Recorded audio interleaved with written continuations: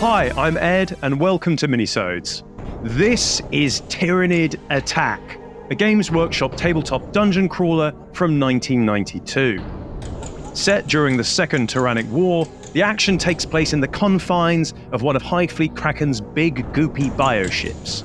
The Space Marine player is tasked with exploring this cosmic meat dungeon, uncovering handy bits of tech, survivors, and braving grisly environmental hazards, all in a bid to find and destroy the ship's vital organs. The TYRANID player is hell-bent on hunting down the intruders, and has a horde of grouchy horrors that are slowly coming out of hibernation. And in this episode, I'm going to try and get this 30-year-old game bioship shape once more, all in readiness to plunge headlong into the belly of the beast in a future video. Let's open it up and see what we have here. First, I found these lurid tile sections that represent the living corridors and atriums of the hive ship. The card is a little warped, but the crushing weight of quality literature should resolve this. Next up is the rulebook, which, along with the rules and background text, also contains this excellent short story by Bill King, one of my favourites, featuring Inquisitor Cryptman himself. These are the objective markers, or the internal organs of the ship, all in perfect condition. The Space Marine Order and Exploration cards are also all present and accounted for, and this is the How to Play pamphlet for easy reference during the game. Okay, now for the miniatures.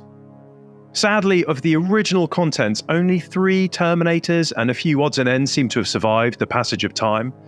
These Terminators were also in the first edition of Space Hulk.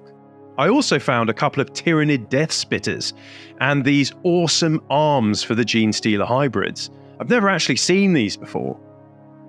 Sadly, the 2 plastic Gene Stealer hybrids that came with the original box are long gone, but I am going to give these arms to these classic metal hybrids which have been languishing for far too long in my bits box. For the 8 Gene Stealers, I'm going to cheat a little and just use the ones that I've already painted up for my 2nd edition Tyranids. They are all era appropriate after all. Now fortunately, I also have plenty of the original plastic Turkey Tyranid warriors painted up and ready for action. But thanks to a benefactor from the opposite side of the world, I will also be painting up this rare beast, along with some other even weirder xenomorphs. The TYRANID Spider, and the TYRANID Grabber Slasher. Very John Carpenter's The Thing, don't you think? Let's return to the Space Marine boarding party.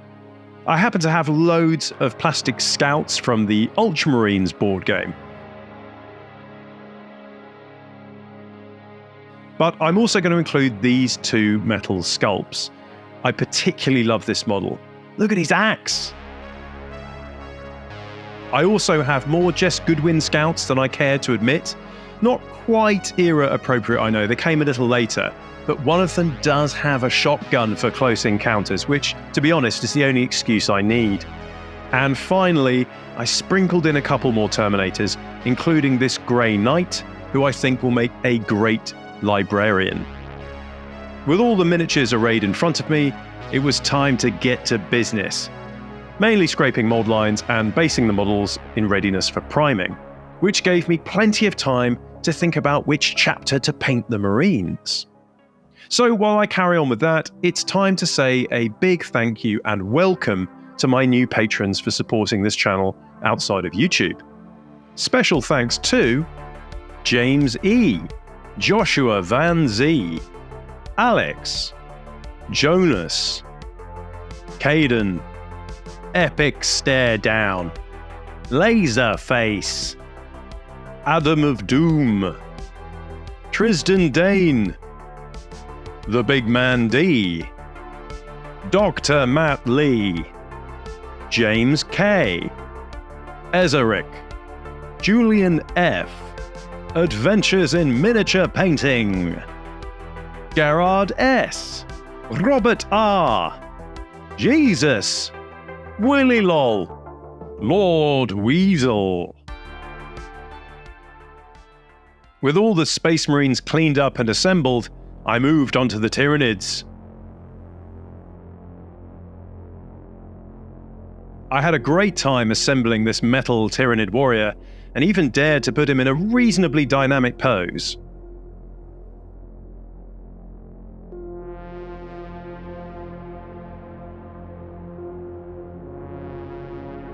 And I finally got to give my hybrids some of those fantastic arms from the plastic sprue.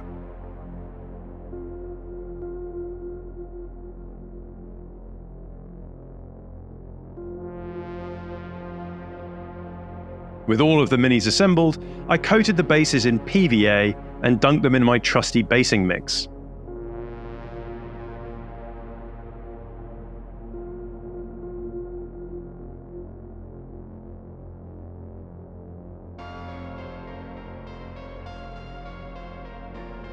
When that was dry, I popped a few drops of PVA, water and isopropyl solution over the bases.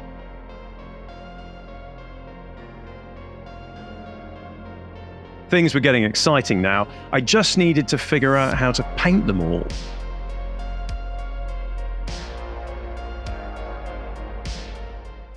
Okay, so you might remember about a year ago I did a video where I painted 3 chapters that took part in the Kraken Wars. The Ultramarines, the Lamenters, and my personal favourite, the Knights of Eternity. Unfortunately, I ran out of time to paint a Scythe of the Emperor.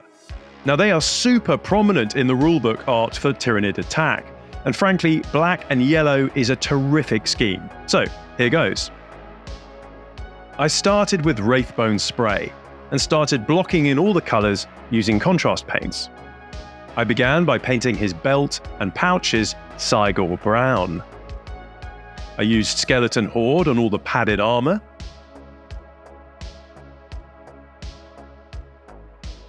And Imperial Fist, a fantastically vibrant yellow for some of the armour segments.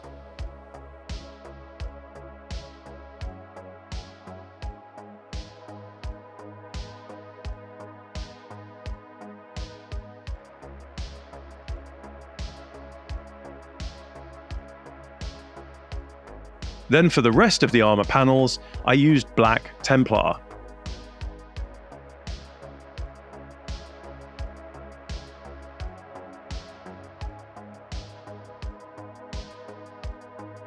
For the skin, I applied Guilliman flesh, like his face and massive mitts. Then Basilicanum grey on his gun and axe head.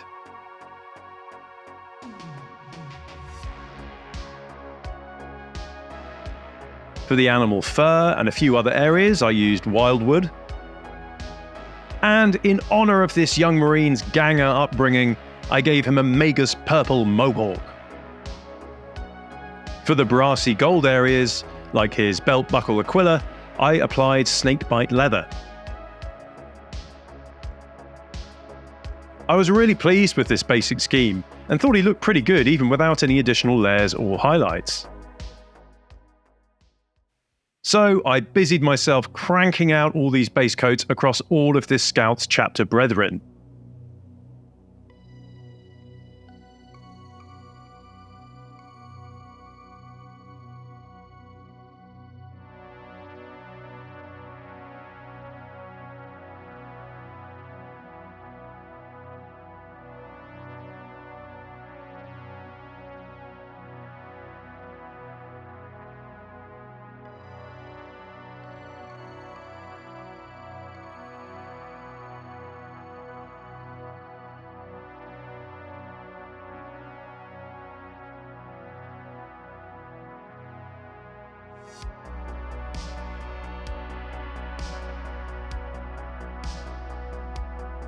With the base coats applied across all of the Space Marines, it was time to add a few select highlights.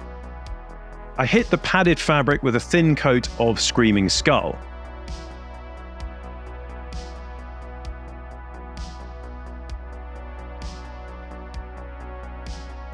I used Gorthor Brown on the belts and leather bits. Then Screaming Skull again on the raised edges of the yellow armour. And for the black armor, a super thin coat of Corvus Black.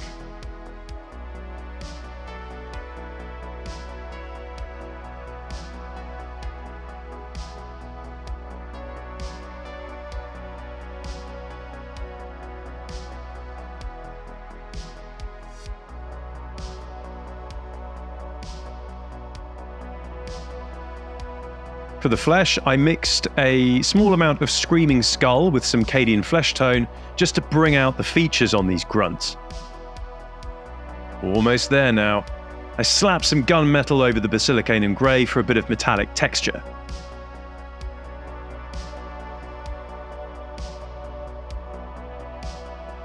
And finally hit the lenses, optics and scopes with Warp Lightning. And after a bout of restrained sponge weathering using Rhinox hide, I was ready to call these Emperor's Scythes finished. Or are they Scythes of the Emperor? Either way, they're finished. Now for the Tyranids. This should be fun. I had a plan for the other Tyranids, but was slightly stumped by this spider thing, and looked for a little inspiration. It seems that pretty much anything goes, so I basically made it up as I went along. First painting the body of the thing Imperial Fist. And whilst that dried, I painted the big Nid's bone swords and organs the same yellow. When the spider was dry, I painted over the yellow with Warp Lightning, making for a really sickly, vibrant B-movie green.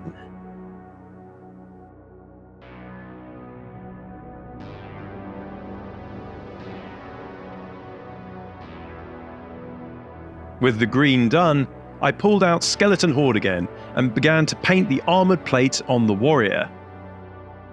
Then painted the waspy armoured bits of his carapace Achelian green. This seemed like a good colour to do our spider friend's face and ovipositor, his face pro. I thought his legs would look good in a pale, bony colour, as I find those colours to be pretty disturbing on insects personally. Spiders aren't insects, I know that, but Tyranids aren't either. And actually, come to think of it, this thing only has 6 legs. It also has 2 balls, which I was not expecting. This grabber slasher was such a treat to paint, and full of zany rogue trader character.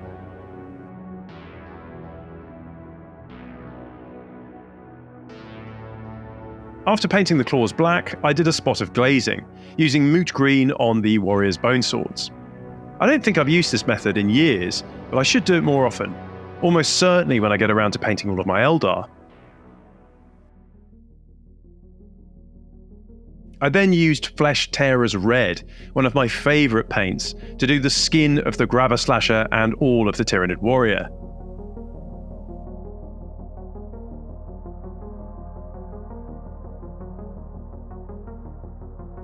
Whilst I was at it, I also used this contrast paint on the robes and clothing of my 3 hybrids. Stowing my contrast paints for a second, I painted their vulcanized rubber torsos Vallejo black, along with their chitinous appendages.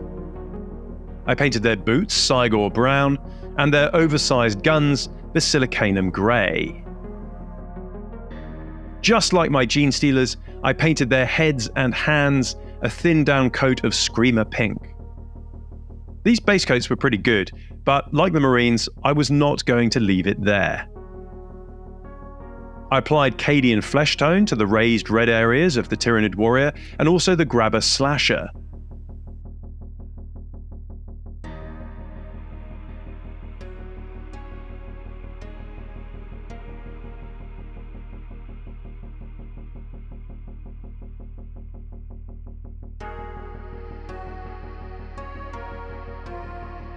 When that was done, I used a thinned down coat of Flesh Tearer's Red just to tone down the contrast a little.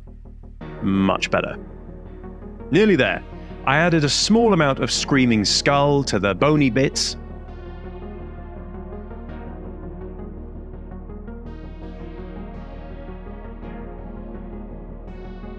Then some moot green to the bug's brain bumps. And balls. I added a touch of Thunderhawk blue to the Achelian green, And to bring out the features on these hybrid creatures, I mixed some white into the Screamer Pink and focused on their brows, noses, cheekbones, chrome domes, anything raced enough to catch the light. I then repeated this with a little more white added to the mix, but focused on a smaller area. Onto the rubber and alien chitin, I mixed a small amount of Macragge blue in with the black and applied a few highlights.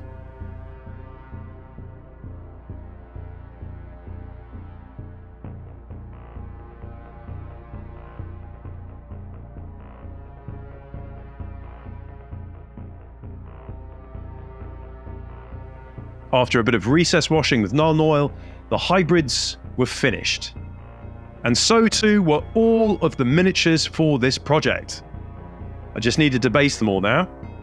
Determined to keep it simple as ever, I painted all of the bases with Vallejo black, which took a little while, actually pretty much the entire evening. When they were dry, I used a little tyrant skull to catch the texture on each base, then liberally washed all of the bases with Drakenhof Nightshade. Now they are finished, and ready to duke it out in the living corridors of Tyranid bioships, deep in the unfeeling void of space.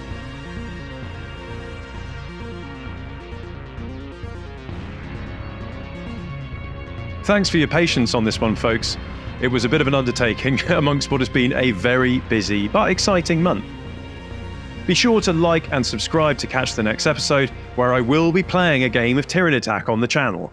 I can't wait. It's going to be epic. Once again, a huge thank you to King of Reposts for shipping his copy over from the States, and also to my wonderful Patreon community, without which none of this would be possible. See you all soon. Thanks for watching, and happy hobbying.